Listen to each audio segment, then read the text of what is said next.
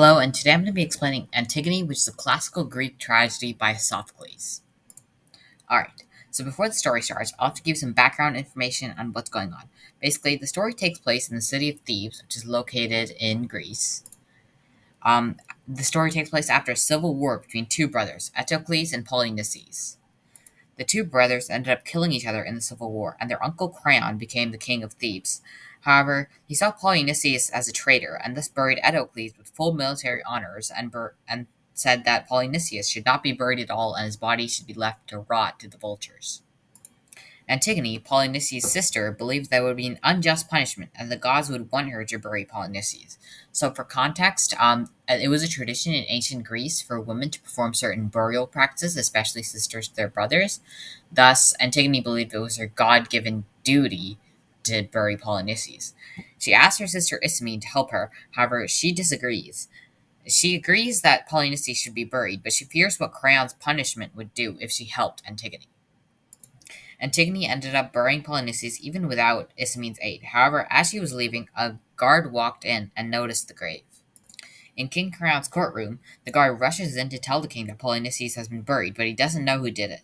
The king threatens the guard that he will stone him if instead of the perpetrator if he doesn't find out who it was. After denying accusations from Creon that he took a bribe, the guard rushes off to find whoever actually did it.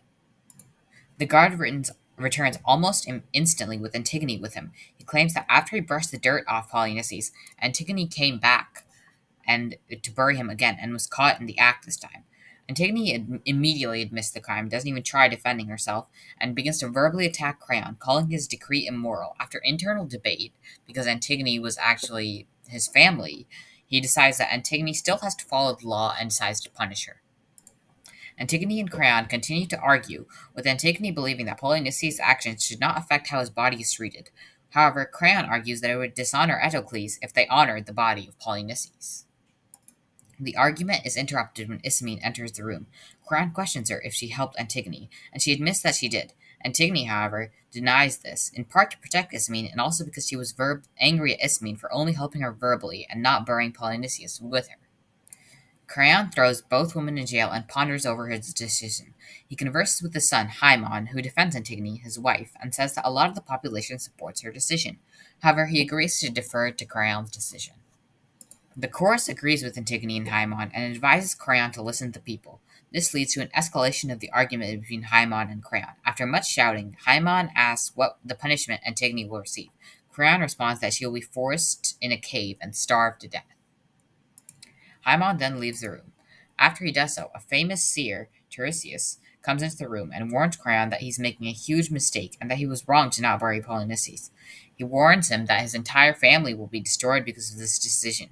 He then promptly leaves the room. After this, the chorus warns Creon to listen to the seer because he has never been wrong before. They say that Creon should let Antigone go and bury Polynices. Creon, not wanting his family to get destroyed, relents and agrees to the decision. He goes to Antigone to free her. However, he is shocked to find her dead. After realizing that Antigone had committed suicide, Haemon was enraged and attempted to kill his father Creon. After failing, he decided to take his own life on the spot. A messenger who had accompanied Creon to bury Polynices rushes back to the hall where the chorus is and informs the chorus, which is made up of Theban elders, that Haemon and Antigone have killed themselves. Eurydice, the queen of Thebes, is stunned by this and asks the messenger to repeat their message. After hearing the message once more, Eurydice is distraught and kills herself as well. When Creon returns to the palace and finds out, he is so shocked by the events that occurred that he cannot walk and his guards have to carry him away.